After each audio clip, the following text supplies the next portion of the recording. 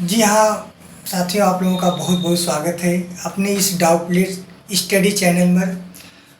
आप लोग को बताना चाहते हैं कि कक्षा 10 के बायोलॉजी में श्वसन जो चैप्टर है वो जैव प्रक्रम के अंतर्गत आज हम इसी के बारे में कुछ कॉन्सेप्ट चीज़ें हैं जो आपके सामने लेकर आए हैं। अगर आप इसे ध्यान से देख लेंगे तो कुछ चीज़ें जो है इसके बारे में आप लोग समझ जाएंगे। तो आप लोग सबसे पहले इस चैनल पर जुड़ने के लिए बहुत बहुत धन्यवाद और खूब ज़्यादा इसको शेयर करिएगा।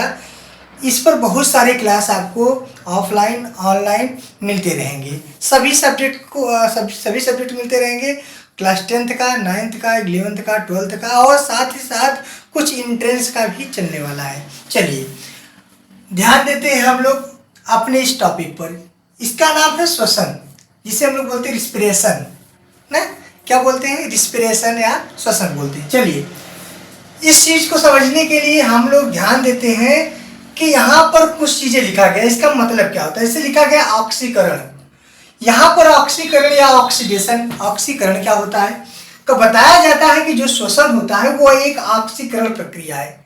इसका मतलब क्या है? ऑक्सीजन क्या होता है? अलग कर लेते हैं, ऑक्सीजन को तोड़कर अलग कर लेते हैं। जैसे हम आपको बता दें कि जो कोशिका होती है वहां पर तो ग्लूकोज की आवश्यकता होती है C6H12O6 की। यह कोशिका के माइटोकॉन्ड्रिया या कोशिका द्रव्य में जब पहुंचता है तो यहाँ पर इसका विघटन होता है। जब विघटन होगा तो आपको पता है ना, यहाँ पर एक पायरुविक अम्ल में बदलते हैं। कहाँ बदलते हैं? पायरुविक अम्ल में। एक ग्लूकोज की अणु टूटती है तो 2 पायरुविक अम्ल बनती हैं, और जब एक पायरुविक अम्ल टूटता है तो 38 ATP ऊर्जा प्राप्त होती है। तो यहाँ पर ऊर्जा की प्राप्ति होती है वो ATP के रूप में होती है। कहने का मतलब ये है कि ये जो ग्लूकोज है यहाँ पर यह ऑक्सीजन टूटकर अलग होता है। टूटकर जब अलग होगा तो इसको हम बोलते हैं ऑक्सीकरण की प्रक्रिया। अगर आप लोग कहेंगे कि सर जी जैसे हम लोग सांस लेते हैं, श्वसन क्रिया करते हैं, तो इसमें गैसों का आदान प्रदान होता है, जिसे बोलते हैं गैसियस एक्सचेंज या गैसीय विनिमय बोलते हैं। इस दौरान क्या होता है कि हम लोग बाह्य वातावरण से गैसों को क्या करते हैं? अंदर कर लेते हैं। वो सभी गैस जो हमारे वातावरण में निहित होता है।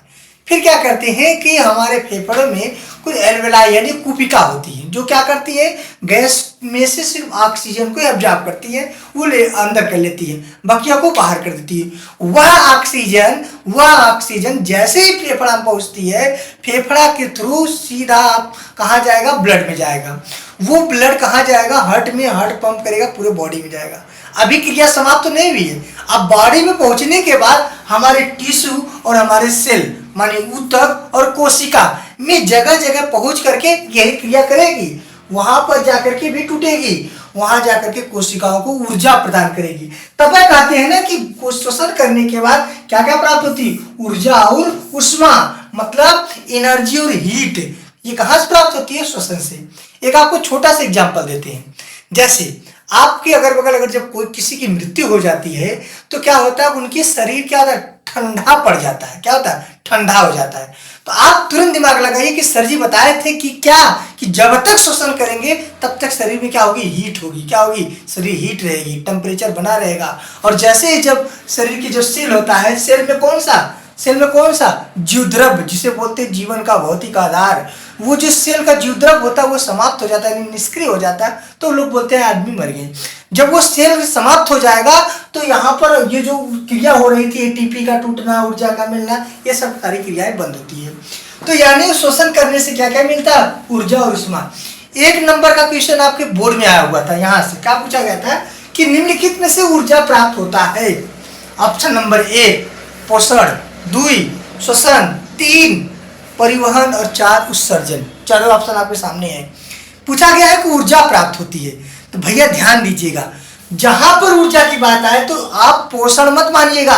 पोषण क्या करता है? वो न्यूट्रिएंट्स देता है, मतलब पोषक तत्व को देता है, जैसे विटामिन, कार्बोहाइड्रेट, वसा, खनिज लवण, ये सारी चीजें देती हैं। लेकिन उसे ऊर्जा नहीं मिला है। ऊर्जा कब मिलेगा? श्वसन से ही ऊर्जा मिलेगा, क्योंकि वह सेल में जाकर की क्रिया होती है।